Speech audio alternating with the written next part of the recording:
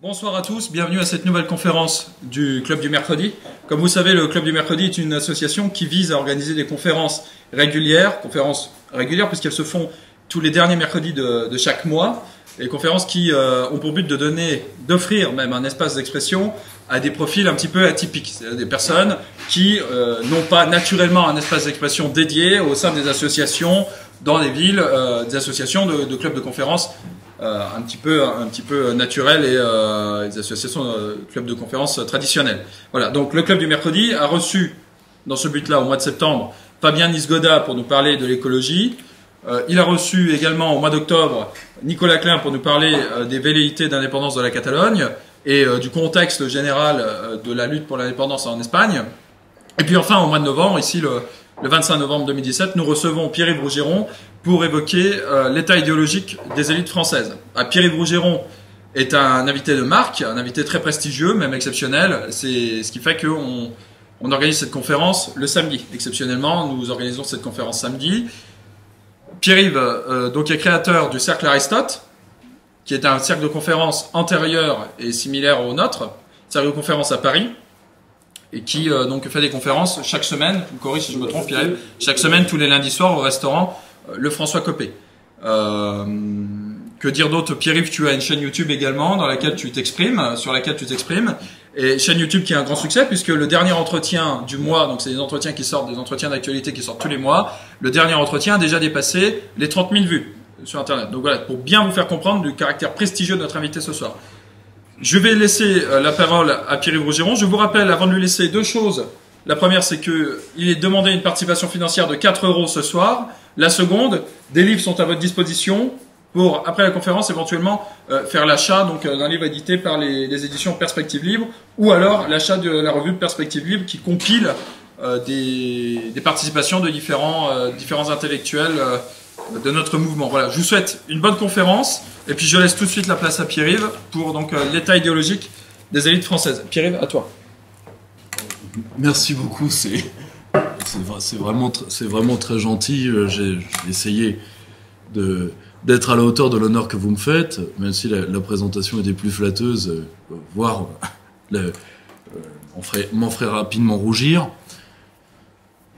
En réalité, je pense que la part qui est malheureusement majoritaire d'improvisation dans ce que je vais dire, finalement n'est pas si malsaine. Il est vrai que j'aurais voulu, disons, être plus technique. Malheureusement, le temps ne m'a pas été offert de vous faire quelque chose de plus étayé. Mais j'espère que ça vous conviendra néanmoins. Et au tout début, je dois dire que le sujet que vous m'avez proposé n'était pas évident. Et finalement, c'est un sujet assez essentiel. Parce que c'est aujourd'hui l'un des points morts de la réflexion en Occident. C'est-à-dire, il y a une première chose à dire, c'est que il n'y a plus d'élite en Occident où il y a des élites en sécession vis-à-vis de leur rôle social et de leur peuple. Ça, c'est un phénomène global sur lequel nous allons revenir et que nous allons illustrer dans le cas de la France. Je reviens sur le terme élite. Il y a deux points à bien avoir en tête par rapport au fait d'élite. Il y a la définition transcendante de l'élite, et je vais vous en citer une que j'ai trouvée très belle, qui est dans les cahiers de l'association de Guy Auger, donc mes amis historiens du droit, donc qui sont d'une école très proche du légitimisme, qui est la direction des autres dans un esprit d'abnégation qui confine à l'esprit de sacrifice. Vous allez tout de suite me dire, c'est pas Macron. Ce en quoi vous avez raison. Et en réalité, c'est une définition transcendante et essentialiste de l'élite, alors qu'aujourd'hui, la France, comme la quasi-totalité des élites occidentales, et je dirais même des pays occidentaux, mais même des pays en développement, sont, à certaines exceptions, dominés par ce que j'appellerais, en empruntant le mot à Stéphane Rials, qui avait beaucoup écrit avec Bluch sur la droite situationnelle, c'est ce que j'appellerais des élites situationnelles. C'est-à-dire qu'elles n'ont pas l'essence de l'élite, mais elles en ont la position sociale, donc généralement, elles incarnent le fait de domination. Vous me direz, quand est-ce que l'élite telle que la tradition nous l'a léguée, est telle d'un côté que nous la désirons, ou que nous pourrions la désirer, est-ce que ce n'est pas une chimère? À titre historique, je vous dirais que tous les pays sont relevés, créés, ou parfois par des parenthèses enchantées, sauvés par des élites, ce que j'appellerais des élites essentielles ou essentialisées. Je vais vous donner un exemple très simple. Il y a un très beau livre qui vient de sortir qui s'appelle La nostalgie de l'honneur, sur la place de la résistance, car c'est un roman, donc c'est un peu difficile d'en parler, mais c'est la place de la résistance, des notions d'honneur et d'humilité dans l'élite de l'après-guerre. Je vais vous donner un exemple, disons, à la fois moins ancien, mais qui sort de notre ère culturelle, qui est la dévotion qu'en Asie on a pour un homme, qui est Lee Kuan Yew. Lee Kuan Yew est l'homme qui a fondé Singapour.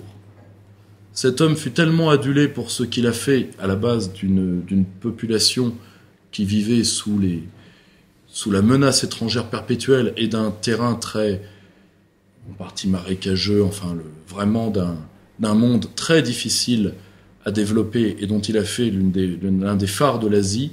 Cet homme-là a été tellement adulé qu'il a dû faire raser sa propre maison par voie testamentaire pour qu'elle ne devienne pas un mausolée et que le peuple n'aille pas y rendre un véritable culte. C'est cette élite qui est peut-être d'ailleurs une vision dont certains peuples ont besoin. Bien sûr, ces gens n'ont jamais été aussi grands que leur peuple les imagine. Mais comme disait Fernand Braudel, une nation c'est ça, c'est s'identifier sans faiblir au meilleur de soi. Et c'est pour ça que les doctrines politiques, à mon sens, qui nient le rôle de l'élite, sont parfois bien inspirées d'un point de vue moral, mais généralement, elles sont aveugles d'un point de vue politique. Je vais vous donner un exemple, parce qu'il y a un mot qui doit vous brûler les lèvres, qui est la théorie anarchiste. Pour qui l'élite, c'est ceux qui dominent, point. En réalité, l'anarchisme est très utile dans notre culture, pour une raison, c'est que c'est une doctrine morale, mais pas une grande doctrine politique. Je m'explique. La question première de l'anarchisme, c'est jusqu'où, pour le bien, jusqu'où pour votre bien, j'ai le droit de vous diriger. Et il est tout à fait sain qu'il y ait des ferments anarchisants dans une population pour justement différencier ces deux types d'élites dont la seconde a tendance à profiter de sa situation de domination pour en abuser. Ce qui est le cas majoritaire. Comment se fait le passage d'une élite à une autre? Je vous dirais que le pire, c'est par l'habitude.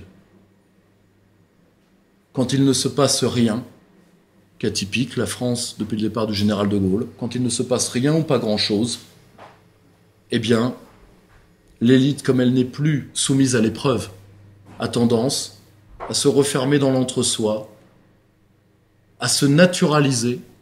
Vous vous rendez compte le nombre de fils d'eux qu'il y a en France? Vous vous rendez compte? Là, par exemple, nous en discutions. La presse occidentale vient d'avoir un renfort extraordinaire. Louis Sarkozy. Le monde entier nous l'a tellement envié qu'ils ont fini par venir le prendre. Et je les invite à le garder. Mais vous vous rendez compte le nombre de fils d'eux?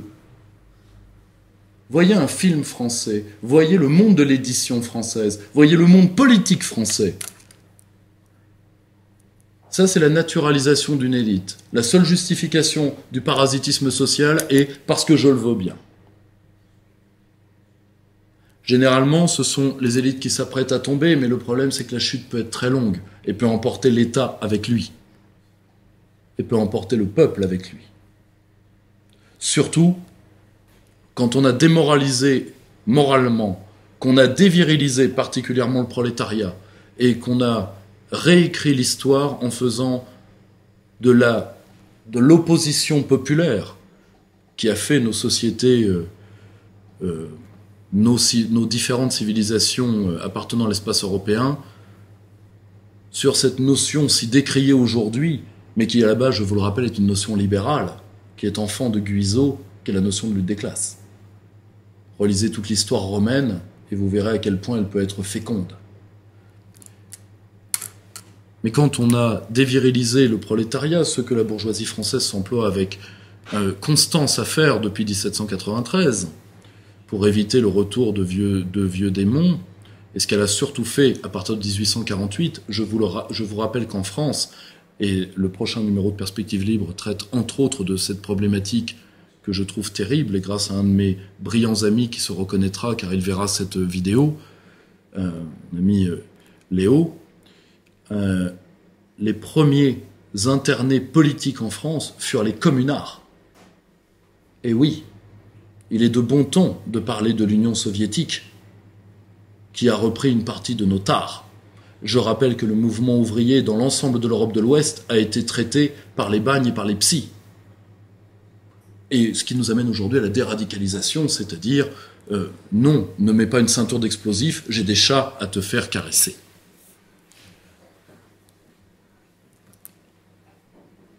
Or, quand on a évité ces révoltes, ou du moins cette opposition, sans entrer dans la révolte politique, armée ou sociale, mais quand on a évité ce vis-à-vis de la classe ouvrière, eh bien d'un côté, l'élite pourrit encore plus parce qu'elle n'a plus de vis-à-vis pour se maintenir. Elle est dans une situation de gestion de la pénurie et du pourrissement qu'Henri Guénaud a très bien défini en disant « Quand la bourgeoisie n'a plus peur de la gauche, elle s'en fout de la nation ». Et malheureusement, c'est vrai. Et elle passe donc dans cette part d'élite qui n'est plus uniquement de domination, mais qui sont des élites de sécession.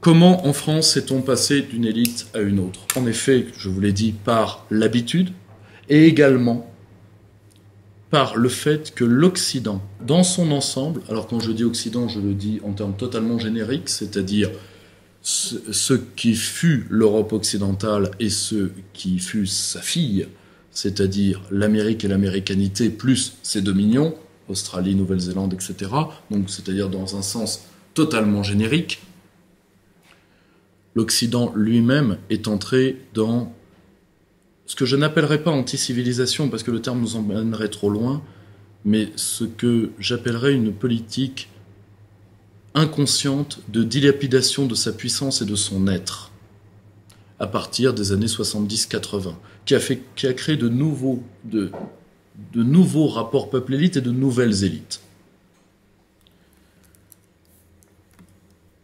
Nous allons essayer de couvrir, là c'est la partie légèrement photographique que je vous propose, c'est-à-dire un regard sur les différents types d'élites françaises, suivi d'une réflexion que je vais essayer de faire devant vous, et j'espère avec votre concours, pour voir ce qui est à mon avis l'un des problèmes cardinaux de la société française. Nous n'arrivons pas à former de nouvelles élites, et donc les élites pourrissantes se maintiennent par simple statu quo. Je vais en prendre pour exemple une réunion qui fut interceptée par certains de mes amis du président Juncker, homme que vous admirez, vous avez bien raison, qui, sobre, ce qui est suffisamment rare pour être souligné, a dit à ses principaux conseillers « Ils ne se débarrasseront pas de nous parce qu'ils ne savent pas faire sans nous. » Bien sûr, ses conseillers, très, très effrayés, lui posaient la question du Brexit. Et si le vent de la liberté en prenait d'autres, qu'est-ce qu'on va devenir? Les autres ont été, en substance en tout cas, ce qui sort de ce discours est simple. Les autres se sont habitués à leur chaîne et se battront pour ne pas les quitter. Vous me direz, ils pensaient exactement la même chose des Anglais eux-mêmes, jusqu'à la veille du Brexit. Donc on n'est jamais à l'abri d'une mauvaise surprise. Dans cette partie photographique, j'aurais voulu la faire autrement qu'un inventaire à l'après-vert, mais le problème, c'est que les différents types d'élites ne sont plus aussi faciles à démontrer que l'était la trilogie du Mésilienne. Aujourd'hui, les prêtres ont quasiment disparu, les soldats sont en même temps des ingénieurs pour beaucoup, et la caste politique est entre sacerdoce et guerre. Donc c'est devenu légèrement plus compliqué. Comme disait Dumézil, plus personne ne pense comme ça. Mais nous allons essayer. Nous allons schématiser en 2 points. Les élites, disons, de l'orthodoxie, au sens de la juste voie, c'est-à-dire ceux qui ont le pouvoir, et les élites de l'hérésie d'un certain côté, ou en tout cas les réfractaires, car eux aussi génèrent des élites. Ce sera les 2 grandes summa divisi. Comment juger l'élite française aujourd'hui? Alors vous avez, à mon sens, 2 étages. Vous avez ceux qui sont les gérant du nouveau condominium occidental, qui est né à la fin des années 60, début des années 70, qui en tirent leur place et leurs revenus, ainsi que leur prestige. Quel est ce nouveau, plus tellement nouveau, mais en tout cas, quel est ce triptyque? Au sortir de la Seconde Guerre mondiale, le triptyque de développement de l'Occident est assez clair. État stratège, protectionnisme et, en tout cas pour la France, ça c'est très particulier à la France, circuit du trésor. Donc, une sorte de financiarisation nationale et endogène. C'est ce qui faisait les élites, c'est-à-dire la plupart des capitaines d'industrie, la totalité des hauts fonctionnaires, autrement dit toute la superstructure. S'opposaient à ça les élites universitaires et journalistiques, qui sont, depuis, comme Régis Debray nous l'a très bien défini, qui sont le clergé depuis l'affaire Dreyfus, avec une part d'ailleurs de caste sacerdotale subsidiaire, qui s'opposaient majoritairement, soit au nom du marxisme, soit au nom du tiers-mondisme, soit au nom de la social-démocratie à venir, à cet ensemble, disons, franco-centré, étatique, et qui pariait sur un développement endogène. C'est à partir de Giscard que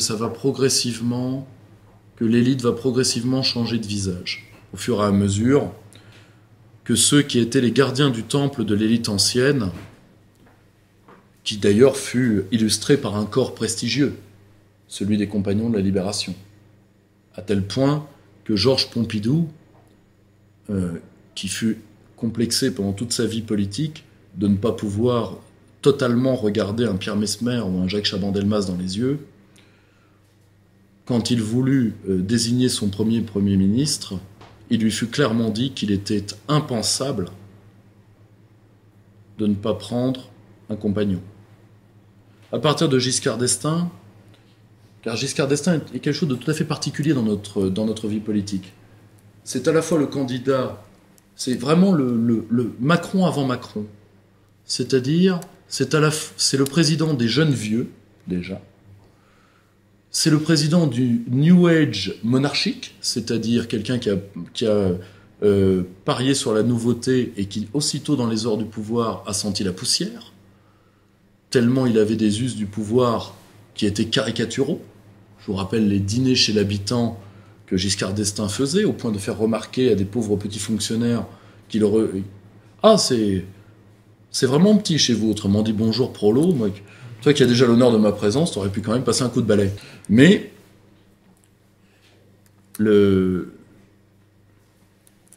n'oubliez pas que Giscard d'Estaing, lui, ne vient pas du tout de la tradition de la résistance. son père s'étant illustré dans la pire des collaborations économiques. Et que d'ailleurs, il a été mis au pouvoir par une partie de gens qui furent les réprouvés de 45. Qu'il lâcha d'ailleurs aussitôt arrivé. Mais peu importe. Or, comme toute personne qui n'a que le mot modernité à la bouche, Giscard d'Estaing, dont d'ailleurs tous ceux qui le connaissent savent une chose, c'est un esprit mathématique extraordinaire. Quelqu'un capable de présenter un budget sans notes, mais qui n'a aucune conscience historique. Comme disait Raymond Aron, ils ne savent pas que l'histoire est tragique. Cette phrase est de Aron sur Giscard et sur les jeunes technocrates qui l'entouraient. Comme il n'a aucune profondeur historique, il a échappé à ce que le général de Gaulle définissait comme les leçons millénaires de la Maison France, qui n'est pas un manuel de recettes, qui est une incarnation dans le temps, dans notre manière de gouverner, de voir l'espace, le temps et l'altérité. Et comme toute personne qui a voulu que l'histoire soit déjugée, eh bien, c'est quelqu'un, d'ailleurs, Giscard d'Estaing est quelqu'un qui s'est illustré par souvent des pensées géographiques, moyennement étayées. Rappelez-vous du slogan « La France, c'est un terrien sur 100 ou un terrien sur 1000 », qui est l'un des leitmotifs du giscardisme. Rentrons dans la petitesse pour nous y sentir à l'aise. D'ailleurs, les siens s'y sont très à l'aise. C'est pour ça qu'ils ont le pouvoir depuis. C'est oublier l'épaisseur de la France. L'épaisseur d'une des plus vieilles nations du monde méditerranéen. Et que la France, c'est bien plus que la France. Et comme disait le général de Gaulle, quand on lui demandait pourquoi parler de la grandeur ça évite les raccourcis vers le bistrot. Drôle de phrase.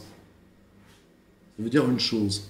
Les penseurs chrétiens, je pense que c'est René de la Tour du Pin, mais là vous me pardonnerez, parce que je n'arrive pas à retrouver l'auteur de cette citation, mais je pense que c'est un catholique social,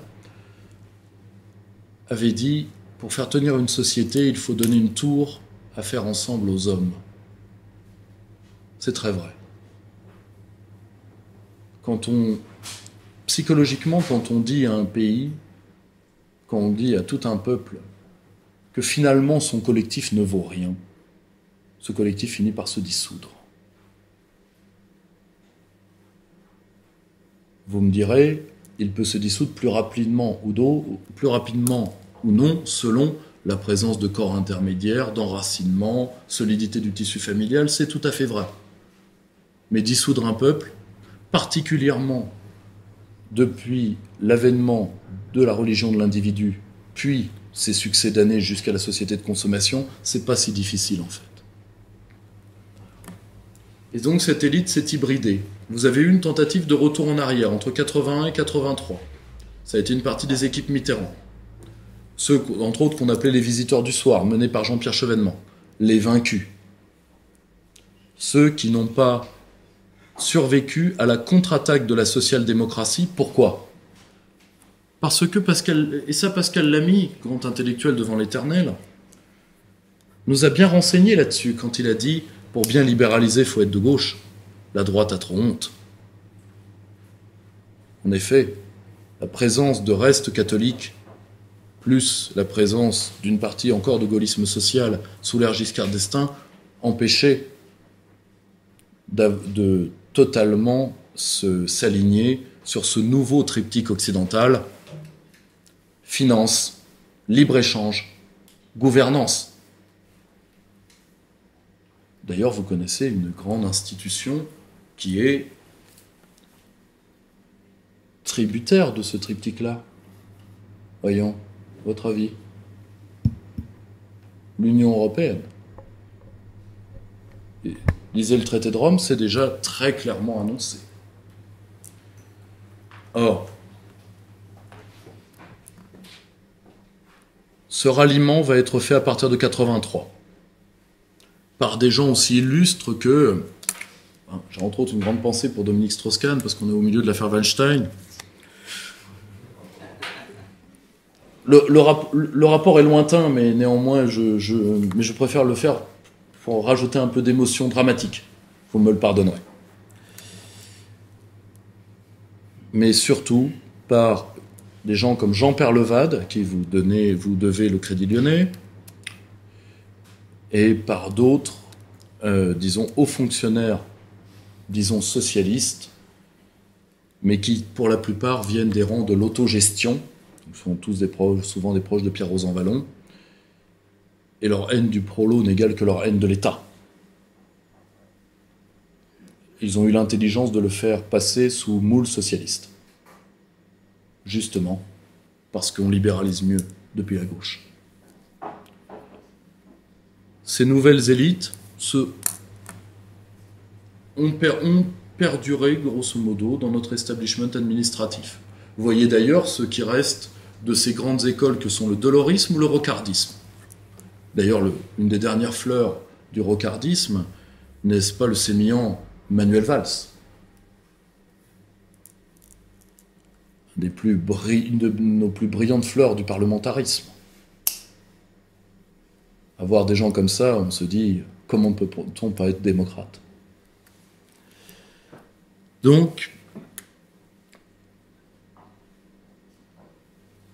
la plupart ce nouveau moule politique qui a régné sur la gauche, qui a marginalisé la gauche républicaine et la gauche populaire, aujourd'hui d'ailleurs incarné, parce que ce sont deux restes qui se sont coalisés dans un seul homme, qui est Jean-Luc Mélenchon, même si celui-ci est malheureusement pétri, un, de contradictions, et deux, de trotskistes, comme cher Daniel Obono, mais qui est vraiment le socialisme français résiduel, très clairement.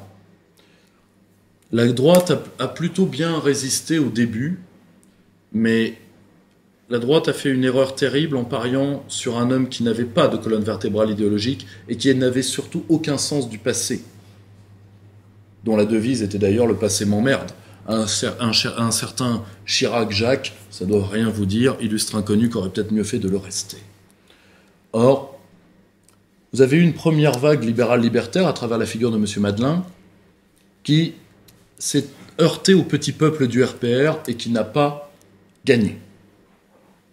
Mais l'acide libéral a réussi ce tour de force d'éliminer les deux branches de ce qui restait de la mémoire du CNR, c'est-à-dire le séguinisme et surtout le pasquaïsme. Une fois le phénomène arrivé à terme par un président on ne peut plus moderne, Nicolas Sarkozy, dont vous vous rappelez avec une émotion que vous ne dissimulez pas et vous avez raison, là on était dans la quintessence libérale libertaire. Rappelez-vous, cette ouverture à gauche extraordinaire qui nous a valu l'arrivée au Quai d'Orsay de Bernard Kouchner, cet homme qui a toujours couvert la France d'une passion et d'un amour filial, ce qui est à souligner. Néanmoins, cette élite qui jouait depuis 83 la fausse division, qui d'ailleurs, pour qui les fréquente, quelle personne n'a jamais cru, a dû, dans l'année 2017, former ce grand gouvernement central.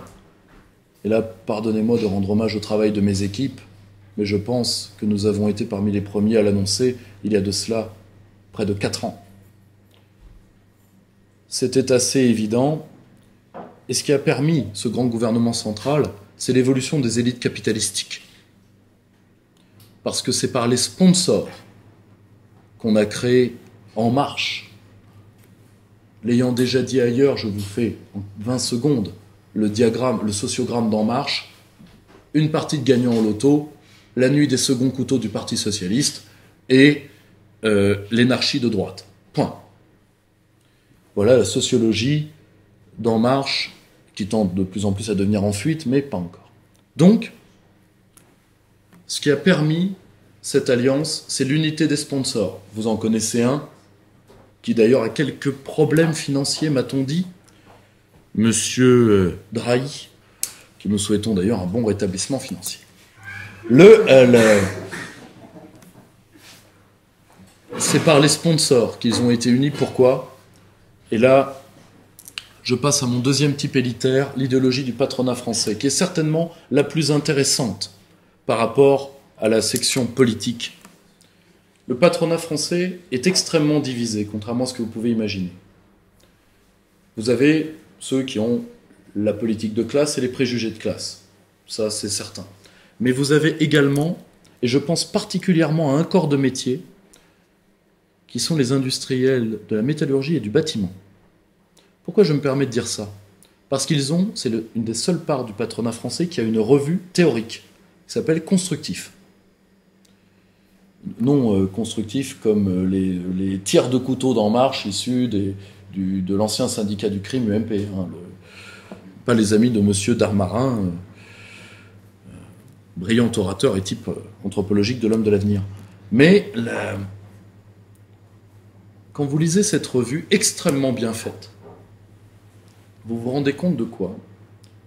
C'est que cette part, par exemple, du patronat est très inquiète de la médiocrité des élites politiques. Ils étaient vent debout contre les sanctions pour la Russie, par exemple, et que c'est à ma connaissance, je ne demande qu'à être corrigé, l'une des seules parts du patronat français qui est une sorte de sens du tragique national avec, il faut le dire, une partie des industriels de la défense. Je dis une partie seulement. Tout le reste du patronage, pour vous l'illustrer, je vais vous raconter une réunion à laquelle un de mes amis m'avait convié. Et malheureusement, je n'ai pas pu prendre de selfie parce que comme beaucoup de gens savaient qui j'étais, ils n'ont pas voulu en prendre avec moi, ce qui est bien triste. Dans laquelle un patron français, pour assurer de sa qualité, disait à ses collègues, quand je croise des Allemands, eh ben, ils disent que mon entreprise est tellement bien que c'est quasiment une entreprise allemande. Pour vous dire, Camilla Croix-Rise, quand elle a écrit Industriels et banquiers sous l'occupation, savait pas à quel point elle avait raison. Et comme disait le général de Gaulle à sa première réunion avec le patronat en 1945, je suis content de vous voir ici, je vous ai tellement peu vu à Londres. Cette part-là du patronat ne pense pas. D'ailleurs, à chaque problème financier, elle coupe dans l'information, dans les stratégies d'intelligence économique et dans la projection extérieure. À chaque fois. Ce qui d'ailleurs fait, alors que les groupes anglo-saxons font l'inverse. Ils privilégient l'information et l'étude, parfois et de manière horrible, au détriment parfois de la masse salariale. Alors que les premiers, dans les boîtes françaises, les premiers postes liquidés, c'est les postes de réflexion. Ce qui est une des causes des échecs monumentaux des boîtes françaises en projection. Ça, plus ce caractère gaulois à la division et à la palabre, comme disait le général de Gaulle, qui fait que même sur les marchés étrangers, les industriels français sont incapables d'arriver en meute ou en essaim et incapables de ne pas se bouffer le nez, ce qui permet aux entreprises étrangères, elles soudées, de prendre les marchés extérieurs. Cette part-là du patronat ne pense, en réalité, elle est non d'une idéologie libérale, mais comme l'a très bien dit Jean-Jacques Rosa, d'une idéologie patronale. Je m'explique. C'est une part du patronat qui est, disons, dans un stade qui, disons, présume le stade prochain d'un certain capitalisme européen, qui est un capitalisme de la destruction que vous voyez déjà à l'œuvre en Ukraine, par exemple. C'est-à-dire que beaucoup d'industriels français aujourd'hui se demandent s'il ne faut pas tout simplement détruire des fonctions régaliennes pour pouvoir piller ce qui restera. Je vous renvoie à très bonne vidéo du grand économiste Jean-Jacques Rosa là-dessus, qui sont absolument passionnantes, ce qui nous mettrait potentiellement, mais les conditions ne sont pas encore requises, et je prie pour qu'elles ne le soient jamais, dans un scénario à la Russie yeltsinienne. Je ne dis pas qu'il est certain, je dis qu'il est potentiel, et en tout cas que certaines personnes, par inconséquence plus que par méchanceté, par médiocrité plus que par calcul, y pensent. N'oubliez jamais que nous sommes dans l'ère du capitalisme impatient. Donc, la première force d'une entreprise des années 60, c'était la planification et la prévision. Aujourd'hui, tout ça n'existe plus. Parce qu'on ne se donne plus la peine de le faire, et parce que face à un marché international concurrentiel, face à une finance qui réagit à la nanoseconde, c'est devenu extrêmement difficile, d'où au passage le fait que quand on a détruit l'instrument de planification de l'État, qui était le plan, Dominique de Villepin ce jour-là a commis un crime. Et le pire, c'est 15 ans après, il s'en est toujours pas rendu compte. Mais aujourd'hui, il est un très bon avocat du Qatar. Les Qataris, en tout cas, en sont très contents. Comme quoi, le patriotisme, ça mène à tout. Et d'un côté, ce manque de réflexion patronale, alors que, par exemple, je vais vous donner 2 contre-exemples parfaits et qui sont européens, géographiquement. Les Norvégiens et les Anglais. Je ne saurais trop vous renvoyer et vous encourager à lire, pour les francophones, grâce à mon ami Claude Rocher, Eric Reinert, et pour les anglophones, Rajfus Reinert, son fils, professeur à Cambridge actuellement, il a pris la chaire de son père. Comme quoi, parfois, même les fils d'eux ont du bon. Qui sont, à mon sens, les 2 plus grands historiens du développement vivant. Que nous apprennent leurs œuvres sont une infinité d'invitations à la réflexion sur l'histoire réelle du développement en Occident et à l'échelle mondiale. Comment est née cette œuvre, alors qu'en France, elle n'aurait pas pu naître? Parce que le syndicat des pêcheurs norvégiens, qui est en Norvège, la pêche, c'est un secteur économique qu'on respecte, a pris sur lui de faire vivre ces hommes pour encourager leur réflexion. Autre exemple, une bonne partie du patronat britannique était du côté du livre par rapport aux études qu'ils avaient eux-mêmes financées, études libres, parce qu'elles étaient pour l'orientation et non pour le lobbying. Ils se sont rendus compte du mal que l'UE pouvait faire à la Grande-Bretagne. Ça, ce sont encore des forces patronales pensantes. En France, la plupart des patrons français préféreront, et malheureusement c'est souvent vrai, détruire une partie de leur outil de travail par européisme, par occidentalisme et surtout par fainéantise. Même quand ils sont, et aussi par peur. Je vais vous donner un exemple. Vous avez vu l'affaire Alstom. Ce n'est pas la première fois qu'une de nos entreprises est abattue de la même manière et ce ne sera pas la dernière tant que nous n'aurons pas systématisé certaines procédures comme celle du plaidé coupable. Je vous renvoie là-dessus au livre qui est issu d'ailleurs de son rapport parlementaire, du rapport Garapin. Les industriels français sont terrorisés par l'extraterritorialité du droit américain. Et d'autant plus terrorisés que pour eux, je ne dis pas que c'est vrai, mais je dis que pour eux, la mort de Christophe de Margerie, qu'aucun d'entre vous n'a pu oublier, ce grand patron assassiné en Russie, assassiné ou qui aurait eu un accident. Vous savez, le problème, c'est que dans le patronat français, la thèse de l'accident, moi je ne prends pas parti, je fais juste un constat. Et que depuis ce temps-là, le patronat français a tendance à rentrer sous le tapis.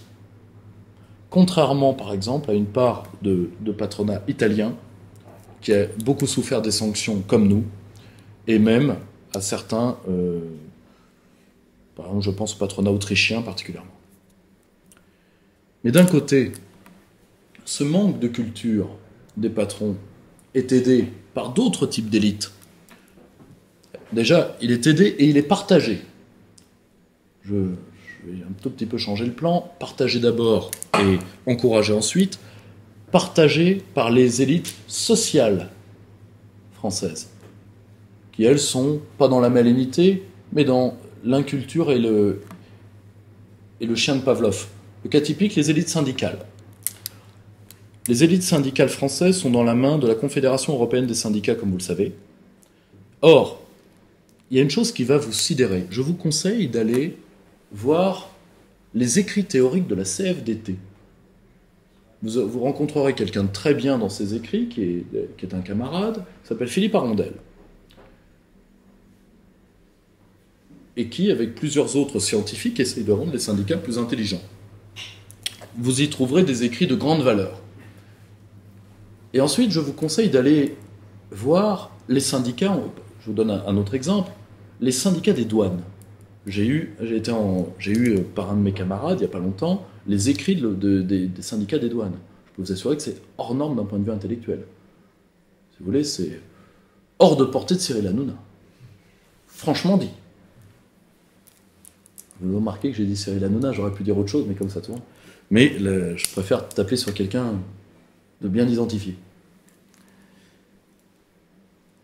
Vous me direz comment des gens aussi bien informés peuvent prendre des décisions aussi débiles.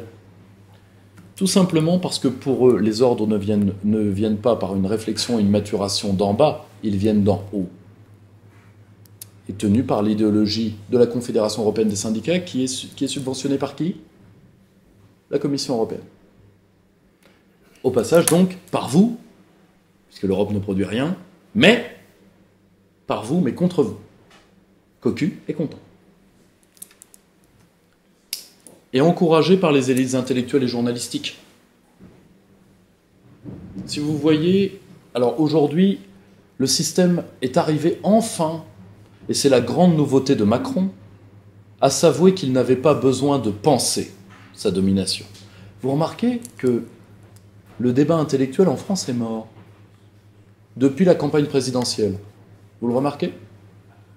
C'est que Macron n'a pas besoin de légitimer son pouvoir, premièrement parce qu'il est comme le très servile Brice Couturier vient de l'écrire dans un ouvrage que je vous recommande si vous avez des problèmes pour caler votre mobilier, le président philosophe.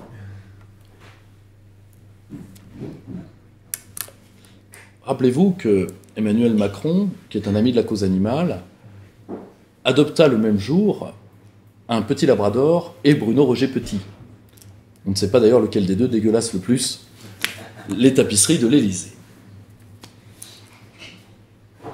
Et là, nous sommes, alors vous me direz, nous sommes encore dans une sphère peut-être de sidération. Mais néanmoins, il y a un véritable... Alors, il y a encore de grandes pensées qui se font en France, mais totalement en parallèle. Les Pierre Legendre d'un côté, les Bernard Stiegler de l'autre, mais qui n'ont plus aucune prise sur le débat public, à gauche comme à droite. Et, résultat, comme il n'y a plus aucune sensibilité ou sensibilisation aux sciences de l'esprit, à qui les politiques s'en remettent-ils? À des techniciens, c'est-à-dire à des hommes dont on ne doit, par définition, pas attendre de réponse, mais des actes d'exécution. Vous comprenez cette évolution politique entre notre temps présent où on se tourne vers les techniciens et particulièrement vers les oracles que sont les économistes pour dire qu'est-ce qu'on fait, alors que dans le temps, on faisait venir ces mêmes gens pour leur dire vous allez me faire telle et telle chose.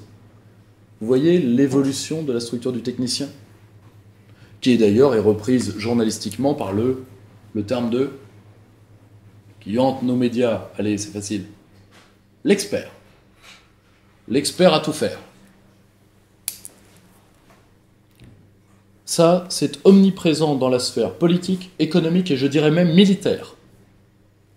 Pour une raison, alors, avec un léger point de bémol. Il y a aujourd'hui une part, j'ai pas dit la totalité, j'ai dit une part, d'élite, de pensée militaire autonome qui est quand même de grande qualité.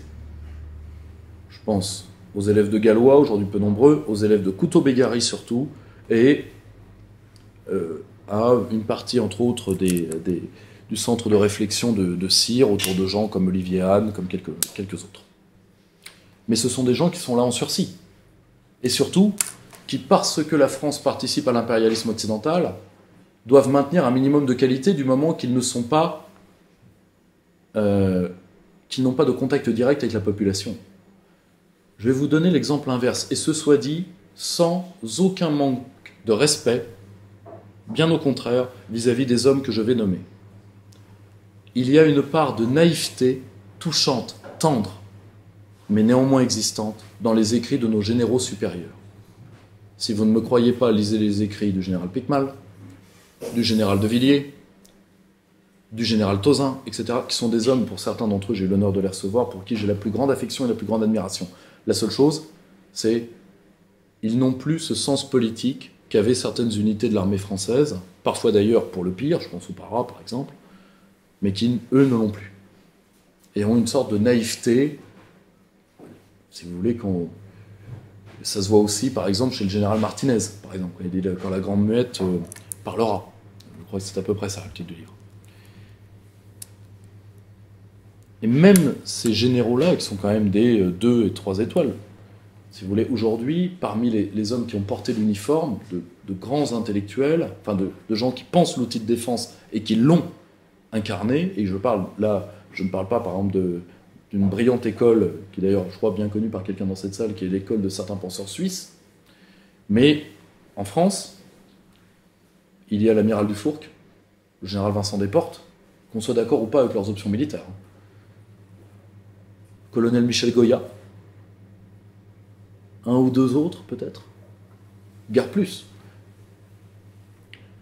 Et encore, ce sont des élites en sursis, parce que comme on envoie leurs hommes à la mort, on est quand même obligé, on ne peut pas les nourrir que de Charlie et de Bisounours, parce que sinon on ne trouvera plus de personnes pour remplir la char à canon et les charniers, tout simplement. Et on ne peut pas leur accorder le même degré de bêtise que l'énarque moyen qui pense sincèrement, qui pense à travers cette formule intemporelle de Mickey Mouse, It's a small world. Alors que le monde, si quelque chose arrive dans le monde d'aujourd'hui, c'est la redifférenciation. Et non l'aplanissement. Nous ne sommes plus au temps de ce que Thomas Friedman appelait le monde plat, mais qui est l'arrière-fond de sauce d'une large partie de nos élites.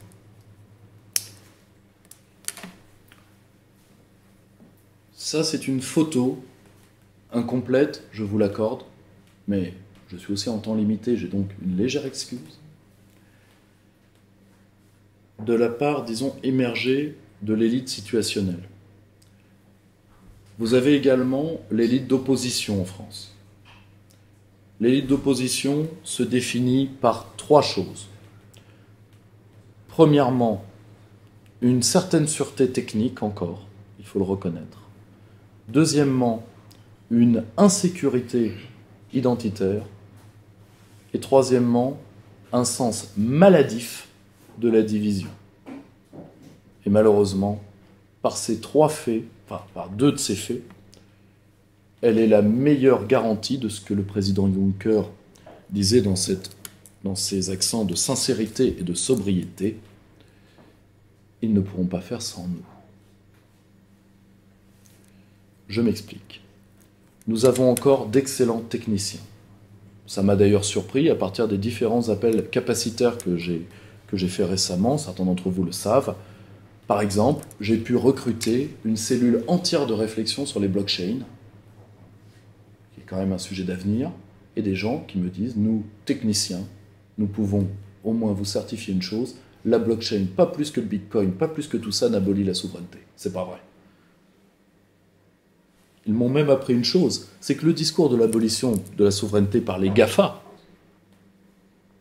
sont ces techniciens à qui on demande tout, mais qui ont un projet de société qui est aussi tiède et aussi mièvre qu'une large partie de l'élite politique. Il y a très peu d'obsédés du transhumanisme, en fait. Pour eux, la technique décidera. C'est-à-dire, en réalité, ce ne sont pas des hommes augmentés, ce sont des hommes abdiqués, qui laissent au processus, parce que ni la technique ni le capital ne sont des sujets. Nous allons bientôt sortir un ouvrage de Constanzo Preve sur cette question. Ce sont des processus. Et ces hommes-là, en réalité, abdiquent devant le processus. Ce ne sont pas des transhumains et surhumains. Ce sont juste des gens qui se laissent porter par un flux technique dont ils sont les bénéficiaires. Ce sont des hommes qui se lâchent et non des hommes qui s'empêchent. Mais ce discours que les GAFA allaient liquider la démocratie certainement, mais en tout cas la souveraineté, est en réalité un discours qui ne vient pas des GAFA elles-mêmes, mais qui vient des politiques pour légitimer leur abdication. Et une bonne partie des GAFA est très contente de l'endosser. Refuseriez-vous une once de pouvoir supplémentaire si elle ne vous coûte rien? Voyons.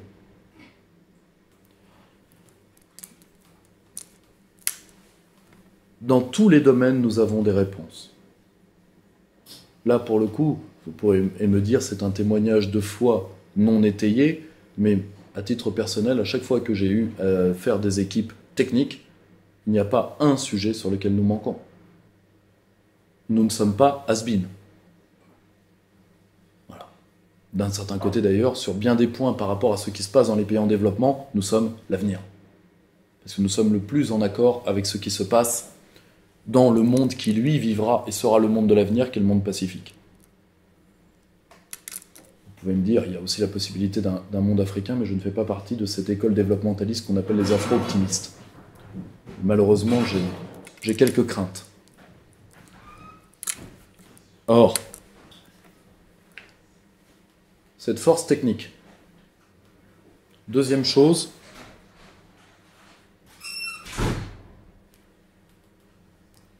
cette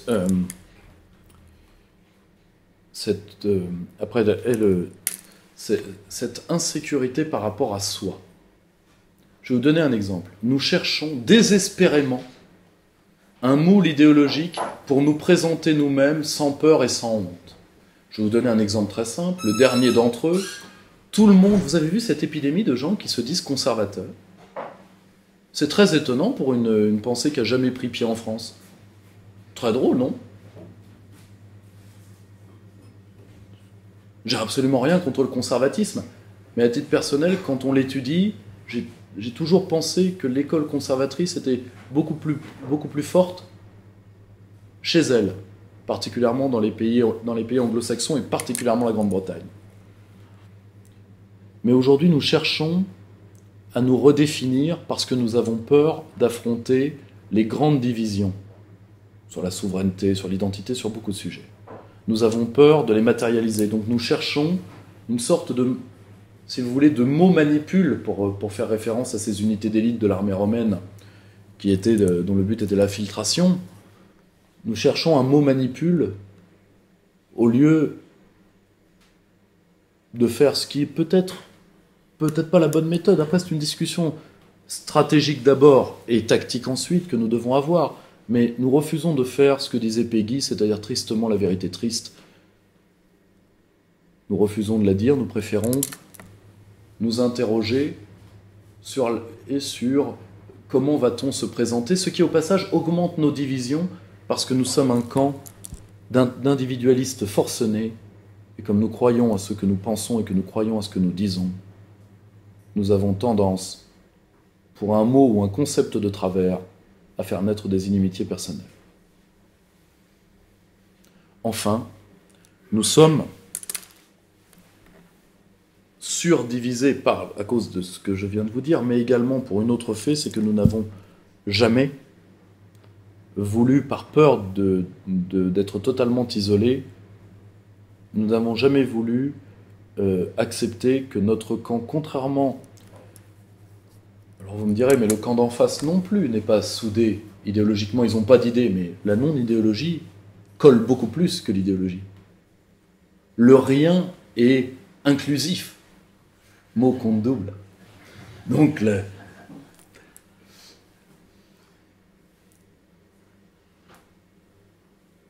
vous me direz, ils ne sont unis que par la caisse, ce qui est déjà beaucoup. Mais nous n'avons pas pris le risque d'une discorde franche pour ensuite clarifier nos propres positions et nos propres lignes, par peur de l'éclatement terminal. Le problème, et là j'emprunte cette pensée à mon ami, qui est pour moi à elle seule une des grandes marques du génie humain, qui est Françoise Bonnardel. Nous vivons, parce que le système est en train de se redéfinir, de se reconfigurer, une période quasiment alchimique. Éclatement, division, recoagulation. Et que nous devons préparer cette grande recoagulation pour affronter nos adversaires. Ensuite, c'est ma réflexion terminale, comment arriver à recréer de véritables élites. Vous me direz, ces élites essentielles dont je vous ai parlé au début, c'est les circonstances, c'est la douleur. Prenez les élites de la résistance, ces hommes dont même la virilité a été mise en cause par la défaite. L'acier étant forgé avec le feu, ces élites de transition qui arrivent dans les pires moments de l'histoire d'un pays, heureusement qu'elles ne sont pas là tout le temps.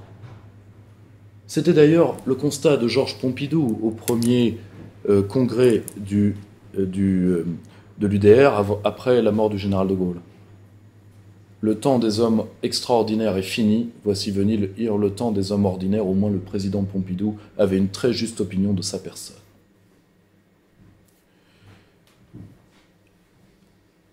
Aujourd'hui, nous avons un système, comment vais-je le dire, très difficile. Je vous dirais qu'il y a trois grands axes de réflexion pour savoir si nous allons ou non recréer une élite. Premièrement, notre système éducatif. Nous formons, que ce soit par les pédagogistes ou par les spécialistes des neurosciences. J'ai plus d'affection pour Blanquer que pour Mérieux, mais je ne donne pas un blanc-seing à Blanquer. Parce que je pense que la profondeur de pensée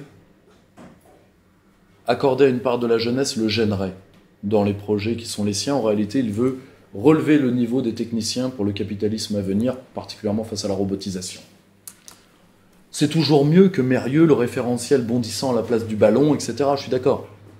Ce n'est néanmoins pas un projet de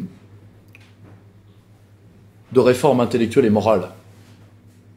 Il faut quand même arrêter, comme un certain public de droite tend à cirer les bottes de cet homme, regarder qui est dans son voisinage. Or, et puis surtout, pour l'instant, il a affronté les pédagogistes en parole. Or, nous avons créé un système de sélection d'élite qui sélectionne des êtres moutonniers et des handicapés, ce que j'appellerais des handicapés de haut niveau. C'est-à-dire des gens qui associent le fait de se penser omniscient, d'être apragmatique, d'être idéologisé sans s'en rendre compte, que vous ayez, vous, une idéologie, une vision du monde. C'est normal, c'est même sain. Mais au moins, vous ne devez jamais en être. Vous devez toujours la sentir en vous pour ne jamais être dupe de vous-même. Alors que ces gens-là vous disent, mais nous, on est normal, nous. C'est vous qui êtes des idéologues. Nous, on pense sincèrement que le gender va révolutionner le monde. Et que quand il y aura autant de types sanitaires que les 47 orientations de gender déjà recensées, ce qui va faire du mobilier urbain, je vous le dis tout de suite, le monde s'en portera mieux. Moi, je viens un peu, étant au Parlement européen, je viens un peu dans votre futur et je peux vous assurer c'est glauque. Mais donc, Emmanuel Todd le dit très bien. Nous avons créé un sentiment moutonnier dans les classes cultivées. Pourquoi ? Parce que nous n'avons pas eu de politique, je ne dirais pas de politique de civilisation, parce que ça n'a pas beaucoup de sens, mais j'emploierai le mot de Philippe Forget, nous n'avons pas eu de politique de la culture. Et surtout, l'école du commandement, qui est, d'après une phrase célèbre du général de Gaulle, la culture générale, nous n'avons pas donné à cette culture générale la colonne vertébrale nécessaire pour se poser. Car nous avons éliminé, dans le parcours de nos élites, tous les points, tous les rituels de passage où ils pouvaient se faire mal. Résultat, nous avons des gens, je vais vous donner l'exemple type, cette sympathique préfète, vous voyez, mot inclusif, hein, j'ai pas dérapé. Cette sympathique préfète qui, pendant que nos populations souffraient dans les Antilles, s'est barrée. Alors que je rappelle que préfet, c'est un grade militaire. Et que ce faisant, elle devrait être passible de sanctions qui sont d'ailleurs disponibles dans le code militaire. Mais je vous garantis qu'elle ne sera pas fait et qu'elle a eu d'ailleurs les remerciements et les recommandations de son corps. Quand on subventionne la médiocrité, faut pas se leurrer, hein. Ça va se multiplier. Nous allons devoir, pour refaire des sociétés vivables, faire des sociétés qui prennent en compte les besoins de transition et de passage, et des sociétés où on se fait un peu mal. De toute façon, je vous le dis tout de suite, certaines horloges, et en particulier l'horloge énergétique, vont pas nous laisser le choix. Et dernier point,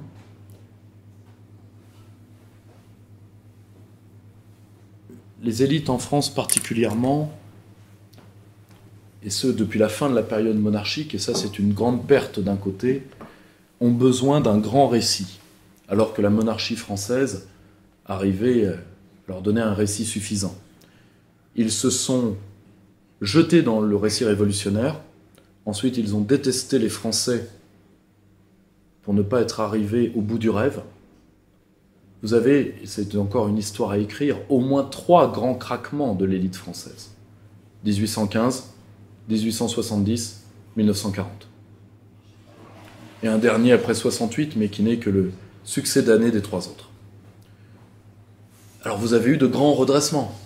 La réforme intellectuelle et morale. La commune. Je sais, ça choque. Vous m'étriperez après. La résistance, le gaullisme. Une partie du mouvement souverainiste depuis sa création.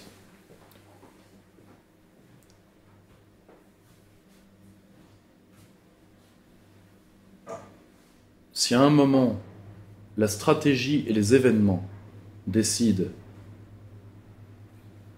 ou nous aident à prendre les postes nécessaires à la survie de notre nation, il est impératif que cet angle de réflexion de la formation de l'élite soit pris en compte. Et je vais terminer par là. Je vous ai parlé d'élite de sécession. Savez-vous que la partie les plus riches des hommes des GAFA et du monde financier préparent leur sécession physique avec les différents peuples? Ils essayent d'acheter des îles ou de faire des îles artificielles. Je leur souhaite d'ailleurs de le faire, car leur mental sociopathique fera que je leur souhaite de rester le plus longtemps possible entre eux, car ils s'entretueront. Vu leur rapport à l'autre, je leur souhaite bien du plaisir pour vivre dans des sociétés où personne ne sera là pour balayer derrière eux.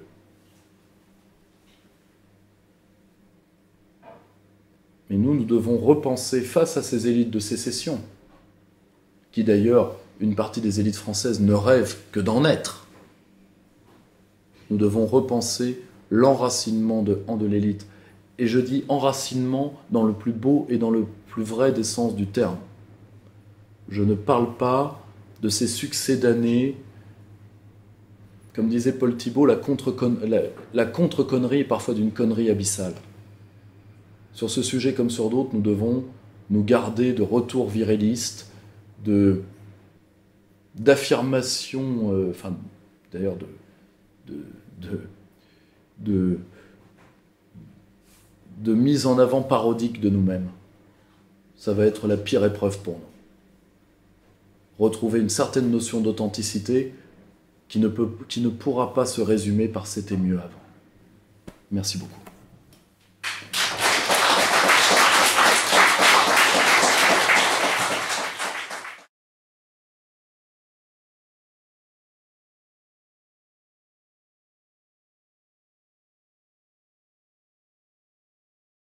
Alors,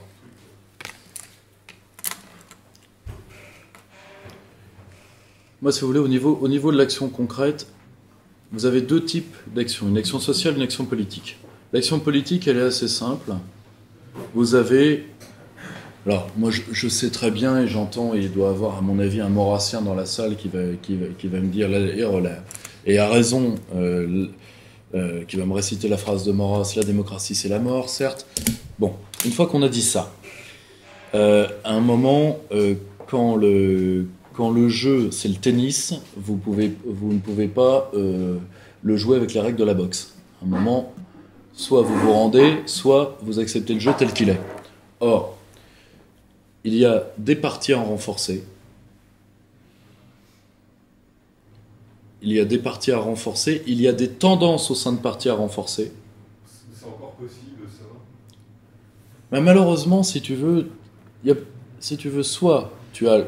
T'as 4 optiques. Soit tu as une optique de ce que je qualifierais de survivaliste pur, c'est-à-dire de prendre toi une partie des tiens. Les options ne se contredisent pas et ne s'excluent pas l'une l'autre. Et d'essayer de retrouver une vie autre dans un endroit un peu reculé, ce qui est tout à fait possible à une condition, d'avoir le mental pour. Parce que, imaginez-vous prendre Il y avait un exemple comme ça qui avait été donné par Piero San Giorgio et qui était pas faux. Prenez une vieille ferme déjà à 4 et voyez combien de temps vous êtes sans vous bouffer le nez. Parce que il y a un gros travail sur soi avant de faire ça. Je te dirais que c'est beaucoup plus facile de faire un réseau militant solide, ce que aucun parti politique ne sait faire, et c'est ça le vrai problème, que de faire le travail sur soi nécessaire pour dire je me retire d'une partie du monde. Je te le dis franchement. Puis surtout si c'est pour te retirer du monde en disant bon, je vais m'assumer personnellement en écrivant sur YouTube avec mon pseudo El Dark Vador, etc., ça va pas aller loin. Tu as ça. Tu as l'option sociale. Tu as l'option politique. Et tu en as une dernière qui est une option, je dirais, de socio-économique. C'est-à-dire de te dire, moi la politique c'est pas pour moi, j'y crois pas. Ce qui est tout à fait possible. Mais de prendre dans la société un pouvoir économique quelconque, ne serait-ce que d'être reconnu dans ton métier, d'être dans les organisations professionnelles et autres, et de faire un réseau économique de gens qui pensent comme toi. Tu as ça.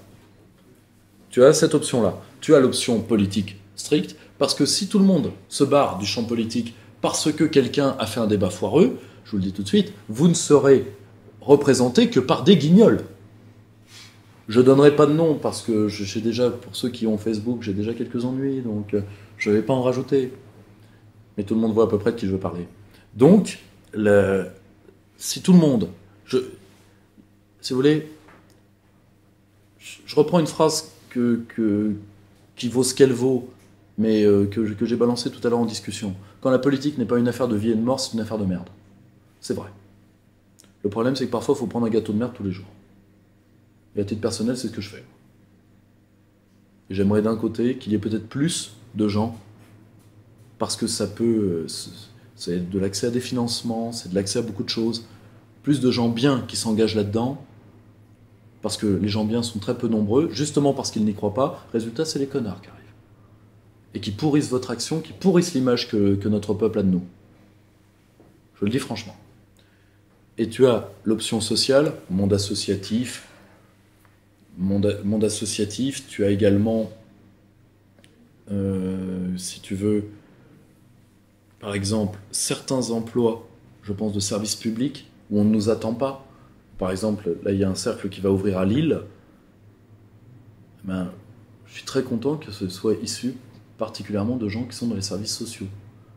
Parce que ces gens-là peuvent à la fois donner une image de nous et une expertise sur la société, parce que si nous sommes pris d'une sorte de sentiment gnostique, soit que tout est foutu, donc on se replie entre nous, donc là c'est Raël au mieux, ou la secte Home, ou le temple solaire, soit d'un autre côté, d'un même sentiment gnostique, de dire nous sommes des êtres supérieurs parce qu'on a compris, et donc c'est pour ça qu'on doit maintenir une distance avec la population. Si c'est le cas, on a perdu. Et perdu pour toujours. Et quand ça se cassera la gueule, on aura les tuiles comme les autres.